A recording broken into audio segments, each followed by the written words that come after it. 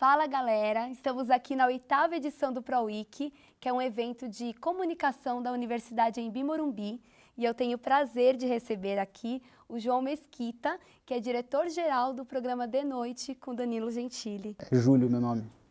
Júlio? É. Meu Deus! É brincadeira, é João, vai. É que ela tava falando que ela tava nervosa, que ela erra nome e tudo, eu tô falando que aí tá certo. Você viu que logo no início ele já veio com uma piada, tá? E eu tô aqui toda nervosa e já tremi na base. Muito obrigada pela Tudo sua bem, presença. Larissa? Tudo bem, pessoal? Tudo bom, É Joia? com o Júlio mesmo. É, pode chamar de João mesmo. Eu sei. Obrigada, de verdade. Imagina. Pelo que eu vi, você acabou de dar uma palestra assim que lotou, todo mundo gostou muito da sua palestra. Pô, que legal, que bom. E mais uma vez, obrigada pela sua presença. Que isso, obrigado pelo convite, o pessoal aqui da Anhembi muito receptivo. Gostei muito da faculdade, não conhecia, estrutura incrível. Se um dia eu tiver um filho, eu vou pôr ele aqui. Então, por favor, me dê desconto. Você acabou de dar uma palestra sobre o crescimento do gênero talk show na televisão brasileira. E o que você acha que é o maior motivo dessa ascensão desse gênero aqui no Brasil? Eu acho que a gente, primeiro que, assim, o talk show, como a gente estava falando, o talk show ele é muito amplo, né, um formato talk show, mas mais especificamente do late night talk show, que é o caso do The Noite, que entra depois do horário nobre, né, que é o prime time ali. O mercado publicitário descobriu que esse horário ele é rentável, dá dinheiro você anunciar nesse horário. Então, quando começa ali o Agora é Tarde, na época de 2011 ali na Band, as outras emissoras descobriram que aquilo ali era interessante, um formato que teoricamente é barato, porque é uma pessoa entrevistando outra, com um cenário, não tem viagem, você não tem muita produção ali externa e tudo mais, e que pode te dar um retorno muito bom financeiro. Então, eu acho que a partir de 2011, as outras emissoras viram que dava para sim, para combater a Globo e ter vida ali. Existe vida na madrugada. Que bom, né? Isso ali começa um boom que hoje a gente vê aí, a Rede TV tem o seu, a Record tem o seu, o SBT, a Globo, a Band já teve, então as grandes emissoras brasileiras todas estão interessadas nesse formato, né? E como foi a sua jornada, assim, a sua trajetória profissional até chegar à direção geral de um programa que é super famoso e super visto pelo público, né? Eu comecei a trabalhar em 2008, quando eu ainda era aluno. Pode falar o nome da concorrente aqui ou não? Pode, fica à vontade. Tá, eu era aluno da FAAP e comecei a trabalhar num programa da Band que estava sendo construído, que era o CQC, e teve aquele crescimento todo, então todo mundo ali, não só os artistas do programa, como a equipe que faz o programa foi valorizada no mercado. Eu fiquei os 4 primeiros anos do CQC, quando eu recebi uma proposta para trabalhar apresentar um programa, roteirizar e apresentar um programa na Rede Globo Internacional.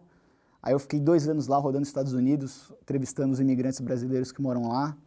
E aquilo foi uma escola incrível para mim, porque apesar de ser Globo, você está falando com a Globo Internacional, que é uma coisa, ninguém imagina, mas é muito pequena, então você acaba fazendo tudo ali, sabe? Então você aprende na marra.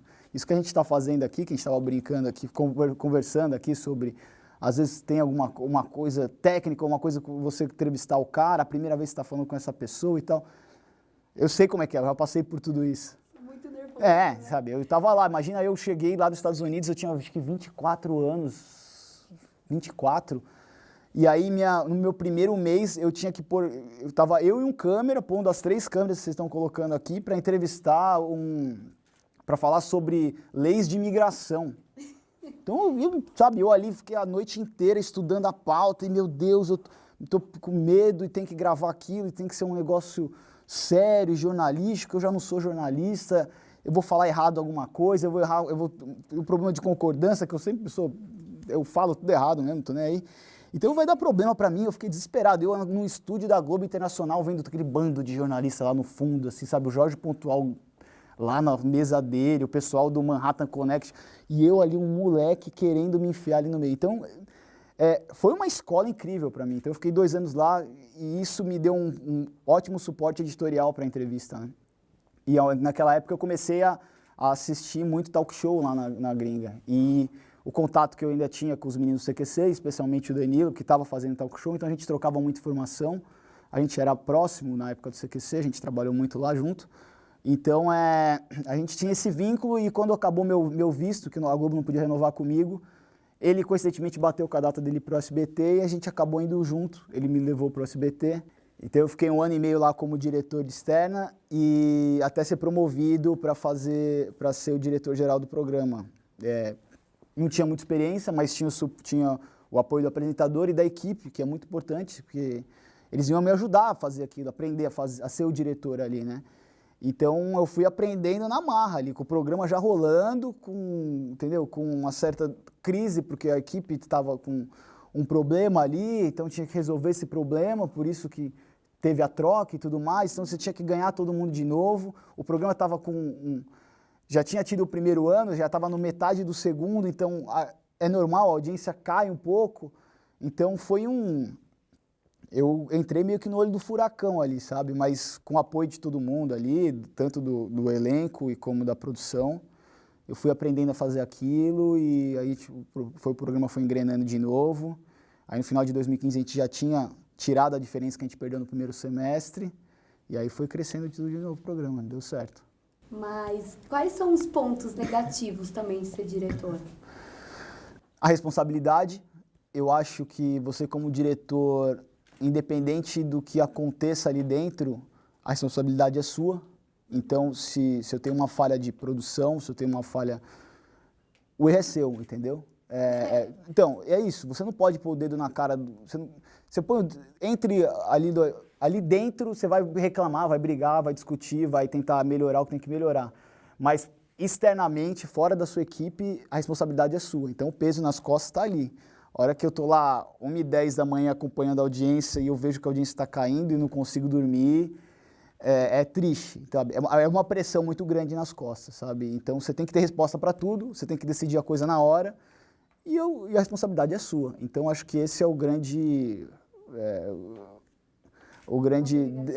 desmérito às vezes, mas às vezes também é mérito, porque você acerta e erra, entendeu? E os pontos positivos?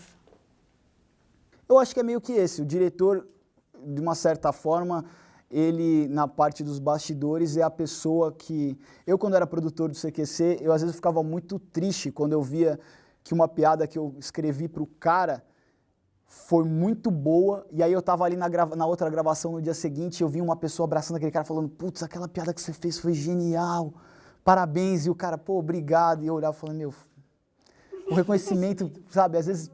Então, o diretor, de uma certa forma, ele, da turma do backstage, ele é a pessoa que tem mais reconhecimento externo, entendeu? Tipo, eu estou aqui representando a minha equipe, na verdade, não sou eu que faço aquele trabalho, né? Eu estou aqui em nome da equipe do The Noite falando sobre o programa, mas, sabe, tinha que ter aqui, sei lá, mais 30 pessoas aqui do meu lado para falar do programa.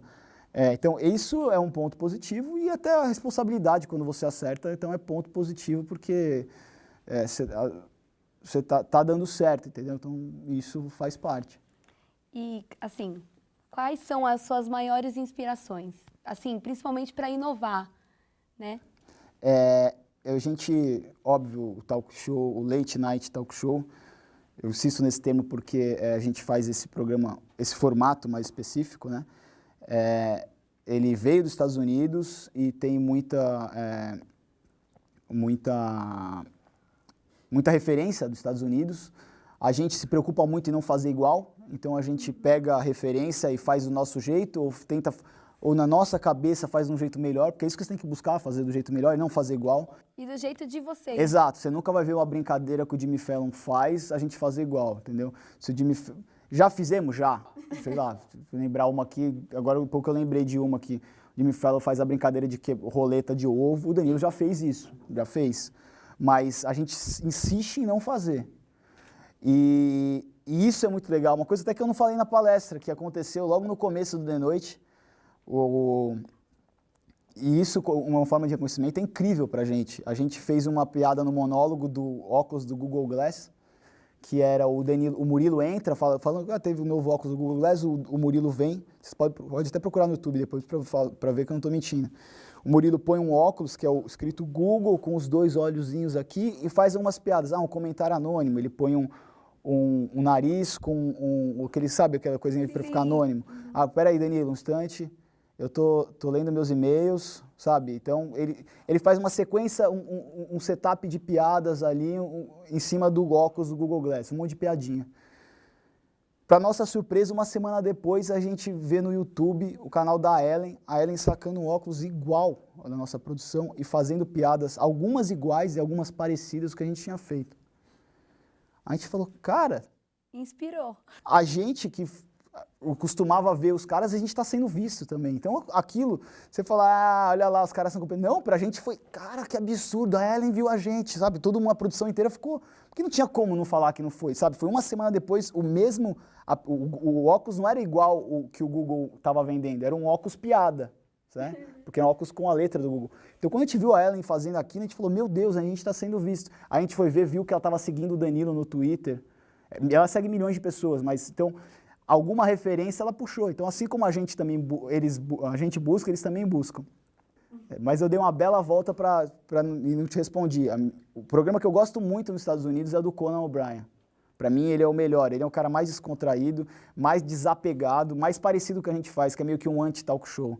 O Jimmy Fallon é um cara mais corretinho, mais certinho, faz as brincadeirinhas dele. O Conan é o cara que, às vezes, ele quebra o formato para fazer a piada. Então, às vezes, ele faz... Uma brincadeira no monólogo que não funciona. E ele assume aquilo, fala, nossa, meus roteiristas...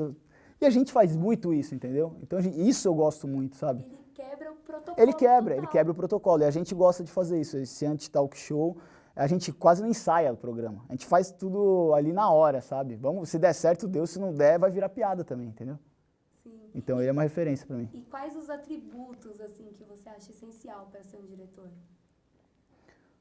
Paciência, organizado. Às vezes eu acho que eu sou muito organizado, mais organizado no trabalho que na minha vida. Eu acho que eu deixo toda a organização no trabalho. Você tem que se dar muito bem com a sua equipe. Você tem que respeitar a sua equipe e saber conversar com as pessoas do jeito correto, entendeu? Você lida com diferentes tipos de pessoas. Pessoas mais pacientes, pessoas mais estouradas, pessoas mais divertidas, pessoas mais sérias. E você tem que conversar com essa pessoa, você tem que trocar mensagem com essa pessoa do jeito que você vai ter um resultado melhor. Então, eu não posso falar com a pessoa mais descontraída do jeito que eu falo com a pessoa mais séria. E eu não tenho que ser o tirano ali, sabe? Eu não tenho que ser o diretor que faça isso desse jeito porque eu quero que você faça. De igual para igual. Você tem que ser de igual para igual e você tem que saber valorizar o trabalho deles e incentivar essas pessoas a trabalharem, porque eles têm que saber que eles são importantes para o programa, entendeu? Isso é um grande trabalho, é muito difícil você fazer isso. Todo dia, é quase impossível você fazer a equipe inteira estar feliz. Tem sempre alguém descontente, ou com o trabalho, ou com o salário, ou com a vida pessoal, e isso reflete no trabalho. Então você tem que administrar essas peculiaridades das pessoas, assim, administrar esses sentimentos delas para poder fazer a máquina funcionar, sabe? Uhum. E para finalizar, eu gostaria de perguntar... Na verdade, eu gostaria de receber dicas, conselhos de uma pessoa que já está no cargo de direção geral, para a gente que é iniciante, que está começando nesse mercado novo de rádio e TV. Quais as dicas, os conselhos que você daria para nós? Tudo é aprendizado. Eu acho que a faculdade é um início, mas não é tudo, assim, você tem que aprender com o seu professor na sala de aula, mas eu sei que vocês aqui têm técnicos, a gente estava conversando disso, de iluminação e tudo mais.